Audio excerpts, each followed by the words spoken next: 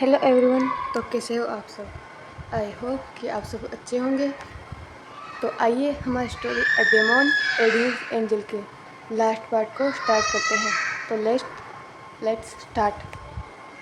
तो previous part में देखा था कि वांग जी और विंग की शादी हो चुकी थी और वांग जी लैंसियक से वापस आ चुका था। तो आइए आप देखते हैं आगे। वांग जी का वेलकम वी सेक्ट में बहुत अच्छी तरह से हुआ। वी सेक्ट ये नाम विंग ने अपने सेक्ट का रखा था और ये नाम रखने का क्रेडिट वांग जी को जाता है। यहाँ से जाने से पहले वांग जी ने विंग से कहा था कि ये जो नाम ब्रूमाउंट्स है, ये नाम सुनकर सब लोग पहले ही यहाँ नहीं आना चाहते, क्योंकि ब्रूमाउंट्स वैसे ही नोटोरियस है। सब लोगों को ऐसा लगता है कि जो लोग यहाँ रहते हैं वो इविल पर्सन होते हैं, क्योंकि यहाँ की ब्लैक एनर्जी में नॉर्मल पर्सन सर्वाइव नहीं कर सकता है। और दूसरा और सबसे बड़ा एंड इम्पोर्टेंट रीज़न कि वांग जी चाहता है कि विंग अपनी फैमिली की लेगेसी एंड नाम को आगे बढ़ाए। कल्टीवेशन को पता चले कि वी जो नाम है, जो लोगों को शायद याद भी नहीं होगा, इस नाम की भी कोई फैमिली है। तो वांग जी चाहता है कि विंग खुद के एंड अपनी फैमिली के नाम को आगे बढ़ाए। सब लोगों को पता चले कि वो डेविल जिसे कोई नहीं मार पाया, उसको किसने मारा, वो किस फैमिली को बिलोंग करता है। वांग जी चाहता है कि सबको पता चले कि वेन्युहान को मारने वाला वी वूशियान है। विंग वी फैमिली से बिलोंग करता है। वी चांग से एंड वी सेरेन का सन है। इकलौता ऐसा पर्सन जिसने इतनी कम उम्र में इमोर्टलिटी को हासिल किया। इकलौता वो पर्सन जो ब्लैक एनर्जी को पूरी तरह से कंट्रोल कर सकता है। वो चाहता है कि उसके हस्बैंड से लोग सिर्फ डरे नहीं बल्कि उसकी रेस्पेक्ट करें, उसको एडमायर करें। ये सब बातें जब विंग ने सुनी तो विंग के पास कोई शब्द ही नहीं थे। उसकी आंखों में बस आंसू थे। वो इस ओमेगा का क्या करे। वो दिन ब दिन वांग जी से बस और ज़्यादा डीपली एंड मेडली प्यार करता जा रहा है। अभी वो सब डाइनिंग टेबल की तरफ जा रहे थे। विंग ने वांग जी के हाथ को पकड़ रखा था। तभी उसे फील होता है कि वांग जी उसके साथ नहीं चल रहा है। उसने जब वांग जी की तरफ देखा और कहा, वांग जी, वी तुम कुछ बोल रहे हो? इस पर विंग ने कहा, क्या लंजा? विंग और वांग जी अभी दो ग्रेव्स के सामने वोव्स ले रहे थे। ये ग्रेव्स विंग के पेरेंट्स की थी। ऐसा नहीं था कि विंग वांग जी को यहाँ नहीं लाना चाहता था या फिर वो अपने पेरेंट्स की डिसरिस्पेक्ट करना चाहता था, लेकिन वो कई घंटों से ट्रेवल कर रहे थे। तो विंग को लगा कि वांग जी थक गया होगा और वो उसे मॉर्निंग में यहाँ लेके आएगा। बट शायद वो भूल गया कि उसका ओमेगा कोई ऑर्डिनरी ओमेगा नहीं है, वो हंगवांग जुन है। इसके बाद उन सब लोगों ने एक साथ मिलकर डिनर किया। आईवान वांग जी के साथ उसके रूम में सोना चाहता था। जब से उसे पता चला है कि उसके शान गगा और प्रीति गगा ने उसे अडॉप्ट किया है, वो तो मानो 7वें आसमान पर है। विंग ने उससे ये भी कहा है कि वो वांग जी को पापा या मम्मा जो वो चाहे वो बुला सकता है और उसे शान गगा नहीं बल्कि बाबा बुलाए। बस तब से वो वांग जी के पास ही रहना चाहता है, लेकिन वेंचिंग एंड ग्रेनी ने उसे समझाया और अपने साथ ले गई। फिलहाल वांग जी अपने हस्बैंड के रूप में बेड पर बैठा हुआ था। वो बहुत नर्वस था। तभी उस रूम का डोर ओपन होता है और उसका हैंडसम हस्बैंड एक बहुत बड़ी स्माइल के साथ रूम में आता है और आते ही सबसे पहला काम करता है वांग जी के वेल को हटाने का। और वांग जी की खूबसूरती को देखकर वह अपनी जगह पर ही फ्रीज हो गया था। वांग जी इथरनल लग रहा था। अब वो खुद को बिल्कुल भी कंट्रोल नहीं करना चाहता था। उसने अपनी फिंगर से वांग जी के फेस को अपनी तरफ उठाया, जो कि नीचे देख रहा था और अपनी उंगलियों से खेल रहा था, और इंटेंशनली वांग जी की आइज़ में देखते हुए कहा, आर यू रेडी वाइफी?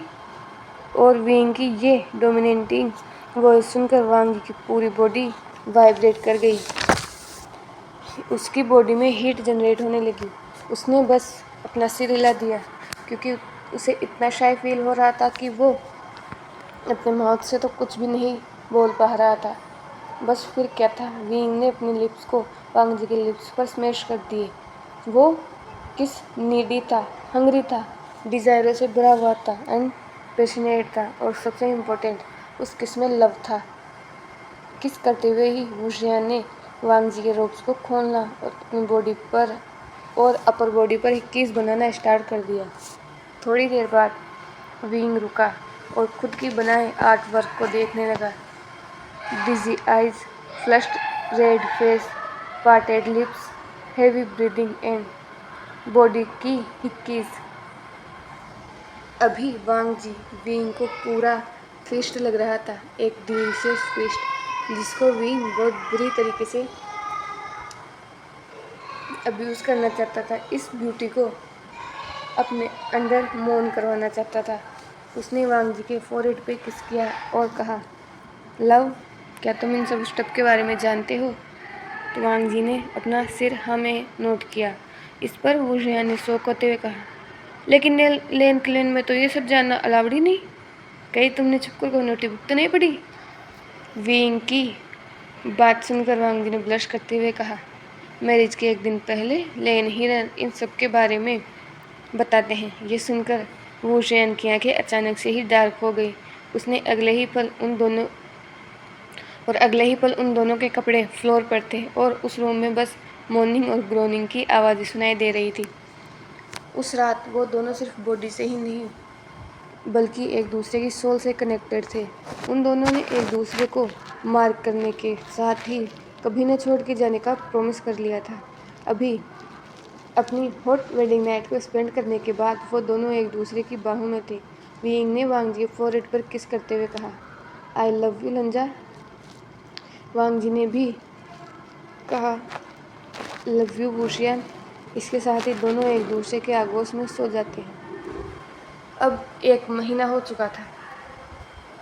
इस 1 महीने में वांग जी को कभी भी ऐसा फील नहीं हुआ कि वो किसी दूसरी जगह पर है।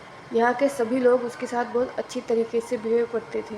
वो वी सेक्ट के लोगों के साथ बहुत अच्छी तरीके से घुल मिल गया था। वो लोगों की मदद किया करता। वहाँ पर जितने भी छोटे बच्चे थे या फिर जो एडल्ट्स थे उनको एजुकेट किया करता, उनको स्वॉर्ड फाइटिंग सिखाया करता। और इसमें उसकी मदद शुयांग, वेनिंग एंड वुजियान खुद भी किया करता था।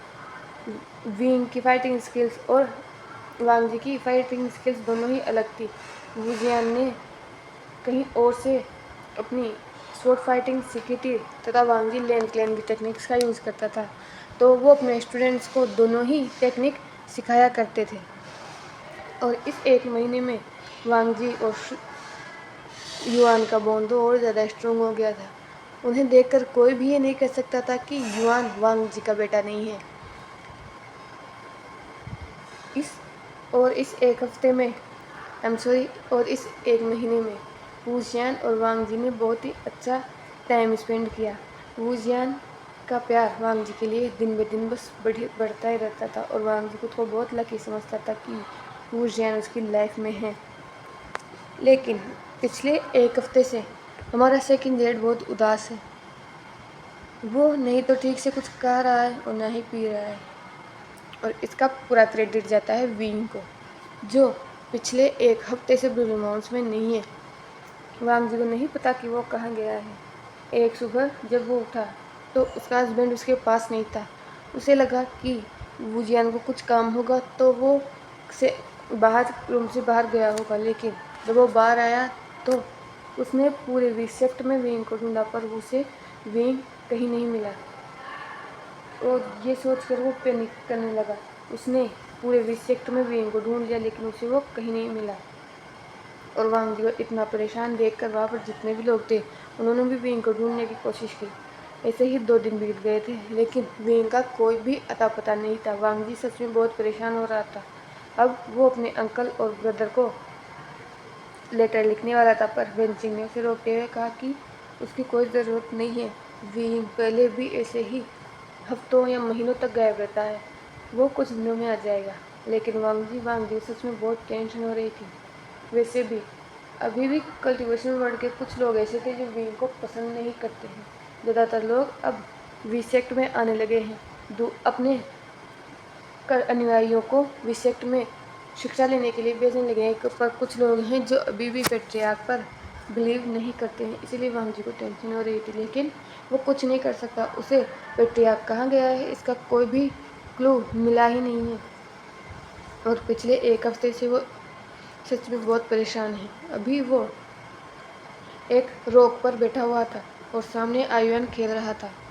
वांग जी बैठा ही था, तभी उसके दिमाग में कुछ स्ट्राइक होता है। वो उठता है और आयुआन के पास जाता है जो मिट्टी में खेल रहा था। उसने अपने रोब्स को पूरा गंदा कर लिया था। वो उसके पास जाता है और कहता है, युआन। युआन भी तुरंत अपनी मम्मा की तरफ देख कर कहता है, यस मम्मा। वांग जी ने युआन के कपड़ों को अपने हाथों से साफ करते हुए कहा, मम्मा के साथ मार्केट चलोगे? इस पर युआन बहुत खुश हो गया। उसने अपने सिर को एक्साइटमेंट में नोट करते हुए कहा, यस, आयुआन को बहुत सारे टॉयज चाहिए। इस पर वांग जी भी स्माइल कर गया और वो दोनों मार्केट के लिए चले गए। वहीं दूसरी तरफ इस बात से अनजान कि जैसे ही उन लोगों ने विसेक्ट से बाहर कदम रखा, कोई और था जो यहाँ पर आया था, और जैसे ही वो आया वो तुरंत अपने रूम में गया, लेकिन उसका हस्बैंड तो वहाँ था ही नहीं। और धीरे धीरे उसने विसेक्ट को ढूंढना स्टार्ट किया। अब 1 घंटा हो चुका था, लेकिन उसका हस्बैंड उसको नहीं मिल रहा था। अब उसको टेंशन के साथ गुस्सा भी आ रहा था। उसने वहाँ पर जो लोग थे उनसे पूछा कि वांग जी कहाँ है, लेकिन वांग जी किसी को बताकर नहीं गया था, तो किसी को नहीं पता था कि वांग जी कहाँ है। और वो पर्सन और कोई नहीं बल्कि वू जियान था। वू जियान ने गुस्से में सब लोगों की तरफ घूरते हुए कहा कि तुम लोगों को नहीं पता कि वो कहाँ है? क्या वो तुम्हारे साथ नहीं था और वो कहीं चला भी गया और तुम्हें ये तक नहीं पता कि वो कहाँ है? इस पर विंचिंग ने कहा कि 1 घंटे पहले उन्होंने उसे गार्डन में देखा था। आयुआन वहाँ पर खेल रहा था और वो उसे ही देख रहा था, और वो कब कहाँ चला गया उन लोगों को नहीं पता। वो सब तो अपना अपना काम कर रहे थे। इस पर विंग सच में बहुत ज़्यादा गुस्सा हो गया। उसने उन सब की तरफ गुस्से से घूरते हुए कहा, अगर उसे कुछ हुआ तो तुम लोग सोच भी नहीं सकते कि मैं तुम्हारी क्या हालत करूँगा। वो ये सब बोल रहा था, तभी पीछे से उसे किसी के गिगल करने की आवाज़ सुनाई देती है। जब वो पीछे मुड़ के देखता है तो वहाँ पर वांग जी था, और वांग जी ने युआन का हाथ पकड़ रखा था, जिसके हाथ में बहुत सारे टॉयज थे। अभी धीरे धीरे अंधेरा होने लगा था और वांग जी इतनी लेट आया था। इससे विंग को बहुत ज़्यादा गुस्सा आ रहा था। उसने बट वांग जी ने जैसे युआन ने जब विंग को देखा तो वो दौड़कर अपने बाबा के पास आया और उसने कहा, बाबा आप आ गए, देखो मम्मा ने मुझे कितने सारे टॉयज दिलवाए। वही सब बोलता रहा था, पर विंग का ध्यान बस वांग जी पर था। विंग की आंखों में गुस्सा था। उसने युआन का हाथ को स्लोली पकड़ते हुए उसको वेंचिंग की तरफ भेजा और खुद वांग जी की तरफ बढ़ गया। वांग जी जो वुजियान को देखकर बहुत खुश था, वो उसे कुछ करने वाला था, तभी वुजियान ने घूरते हुए कहा, तुम बिना किसी को बताए बाहर कैसे जा सकते हो? तुमने यहाँ पर किसी को भी बताना ज़रूरी नहीं समझा? तुम ऐसा कैसे कर सकते हो? इतनी बड़ी लापरवाही तुम कैसे कर सकते हो लैनवांग जी? तुम्हें इतना भी नहीं पता और तुम युआन को भी अपने साथ लेके गए थे। इस पर वांग जी एक पल के लिए तो शौक हो गया, क्योंकि वो दोनों इतने दिनों से एक साथ रहते हैं, लेकिन विंग ने कभी भी वांग जी से इस तरीके से बात नहीं की। विंग के वर्ड्स बहुत ही ज़्यादा हार्श थे। विंग वांग से फिर से गुस्से में पूछता है, मैं तुमसे कुछ पूछ रहा हूँ, तुम कहाँ गए थे? और अगर गए थे तो तुमने किसी को क्यों नहीं बताया? तुम खुद को क्या समझते हो? अब वांग जी को भी गुस्सा आ रहा था। उसकी मुठ्ठियाँ भिग चुकी थी। उसे नहीं पता, और शायद पता है, बट उसने गुस्से में विंग की तरफ देखा। बट अगले ही पल उसने विंग को इग्नोर किया और वो वहाँ चला गया जब वेंचिंग खड़ी थी। वो वेंचिंग के पास गया, तभी वुशियान ने फिर से गुस्से में पूछा, मैंने तुमसे कुछ पूछा है, कहाँ गए थे तुम? इस पर वांग जी ने वेंचिंग की तरफ देखते हुए कहा, वेंचिंग शिजे, किसी को पता होना चाहिए। अगर वो कहीं जाने से पहले किसी को कुछ बताना ज़रूरी नहीं समझता, तो उन्हें भी किसी पर इल्ज़ाम लगाने का कोई हक नहीं होना चाहिए। पहले उनसे कहिए कि वो खुद किसी को बताकर जाना ज़रूरी समझे। ये बोलकर वो वहाँ से बस चला जाता है और विंग अपनी ही जगह पर फ्रोजन खड़ा हो जाता है और उसे अब रियलाइज़ होता है कि उसने गुस्से में क्या कर दिया। उसने वांग जी को डांट दिया और अब विंग रियलाइज़ हो रहा था कि उसके वर्ड्स कितने हार्श थे। वेनचिंग ने भी विंग की तरफ देखा और कहा, तुम्हें बोलने से पहले सोचना चाहिए। तुम खुद पिछले 1 हफ्ते से गायब हो और तुमने किसी को नहीं बताया, तो तुम उससे कैसे एक्सपेक्ट कर सकते हो कि वो कहाँ गया था। तुम्हें पता भी है पिछले 1 हफ्ते से वो कितना सैड था। मुझे लगा कि वो वायुयान अपने इस बोझ को थोड़ा हल्का करना चाहता था। मैंने देखा है वो बोझ सैड था। तुम्हें उसे हर कुछ भी नहीं बोलना चाहिए था। अब जाओ और जाकर उससे माफ़ी मांगो इससे पहले कि वो कुछ कर दे। ये सुनकर वो जया ने कन्फ्यूजन में वंशी की तरफ देखा और कर दे मतलब। अब हमें वांगशान के रूम का सीन दिखाया जाता है जहाँ पर वांग जी अपने वार्डरोब में से अपने सभी रोब्स को निकाल रहा था और पैक कर रहा था। वो जयान जब वहाँ गया तो उसने देखा कि वांग जी अपने रोब्स को निकाल कर पैक कर रहा है। उसने जब ये देखा तो उसने वांग जी से कहा, लंजा तुम कहाँ जा रहे हो और अपने रोब्स को निकाल क्यों रहे हो। इस पर वांग जी ने कहा, मुझे यहाँ नहीं रहना, मैं अपने क्लैन वापस जा रहा हूँ। तुम मुझसे प्यार नहीं करते और अब तुम्हें से तुम्हारा इंटरेस्ट खत्म हो गया, इसलिए तुमने मुझे डांटा ना। तुमने मुझे डांटा। मुझे यहाँ एक पल भी नहीं रहना। मैं जा रहा हूँ अपने ब्रदर और अंकल के पास और कभी लौट के वापस नहीं आऊँगा। ये बोलकर वो अपने रोप्स को पैक करने लगता है। विंग वांग जी को मनाने की बहुत कोशिश करता है लेकिन वांग जी नहीं मानता। तो विंग के पास बस एक ही चारा रह गया था। उसने वांग जी की वेस्ट में अपना हाथ डाला और उसे बस हक कर लिया और बस एक ही बात बोलने लगा, आई एम सॉरी लंजा, आई नो मेरी गलती है, मुझे माफ़ कर दो, please love, I am sorry. But Wang जी विंग की बाहों में छूटने के लिए स्ट्रगल कर रहा था। वांग जी ने कहा, मुझे तुमसे कोई बात नहीं करनी। तुम सबके सामने मुझे डांट कैसे सकते हो। तुम्हें पता भी है पिछले 1 हफ्ते से मैं कितना परेशान था। एक तो तुम मुझे कुछ बता कर नहीं गए, ऊपर से तुम आते ही मुझे डांट रहे हो। मुझे यहाँ नहीं रहना, मुझे अपने अंकल और ब्रदर के पास जाना है। वांग जी बिल्कुल किसी छोटे बच्चे की तरह जिद कर रहा था और ये रूप विंग ने पहली बार ही वांग जी का देखा था। वांग जी एक मेच्योर एंड समझदार पर्सन है। वो ऐसे रिएक्ट कभी नहीं करेगा, लेकिन इसकी वजह क्या थी ये तो शायद विंग को पता थी क्योंकि वेनचिंग ने उसे बता दिया था। उसके बाद वुजियान ने अपने काम फेरामोन्स को आग फैलाना स्टार्ट कर दिया और वांग जी से माफ़ी मांगते हुए माफ़ी मांगने लगा। और वांग जी अपने हस्बैंड से आगे कितनी ही देर उदास रह सकता है। वुजियान ने वांग जी के फोरहेड पे किस किया और कहा, लंजा I am sorry but I swear मैं पिछले 1 हफ्ते से कहा था मैं तुम्हें बताऊंगा, बट पहले तुम्हें कुछ खा लेना चाहिए क्योंकि ये तुम्हारे लिए और हमारे बेबी के लिए अच्छा नहीं होगा कि तुम भूखे रहो। ये बोलकर वो वांग जी के स्टमक पर अपने हाथ को रखता है और ये सुनकर वांग जी भी विंग के उस हाथ को देखता है जो उसके स्टमक पर था। यस, वांग जी प्रेग्नेंट है। उस दिन जब विंग यहाँ से चला गया था तब वांग जी को पता चला था कि वो प्रेग्नेंट है और उस टाइम उससे ज़्यादा खुश पर्सन इस दुनिया में कोई नहीं होगा। वो इस न्यूज़ को विंग तक पहुंचाना चाहता था लेकिन विंग तो वहाँ था ही नहीं और पिछले 1 हफ्ते से वो उसका वेट कर रहा था। और रही बात वांग जी के इस बिहेवियर की, तो ये सब प्रेगनेंसी की वजह से वांग जी को मूड स्विंग्स हो रहे थे। वांग जी ने कहा कि प्रॉमिस करो कि तुम अब कभी मुझे छोड़कर नहीं जाओगे। अगर कहीं जाओगे तो मुझे बता के जाओगे, नहीं तो आई प्रॉमिस अगली बार मैं तुम्हारा वेट नहीं करूँगा बल्कि तुम्हें छोड़कर चला जाऊँगा। इस पर वुजिया ने बस मुस्कुराते हुए कहा, डोंट वरी लव, मैं तुम्हें छोड़कर कभी नहीं जाऊँगा। तो हेलो एवरीवन, आज के लिए बस इतना ही। आई नो मैंने बोला था कि ये लास्ट पार्ट होगा बट इसका लास्ट पार्ट कल आएगा। I hope you like this story. If you like, तो please subscribe my channel and thank you for watching.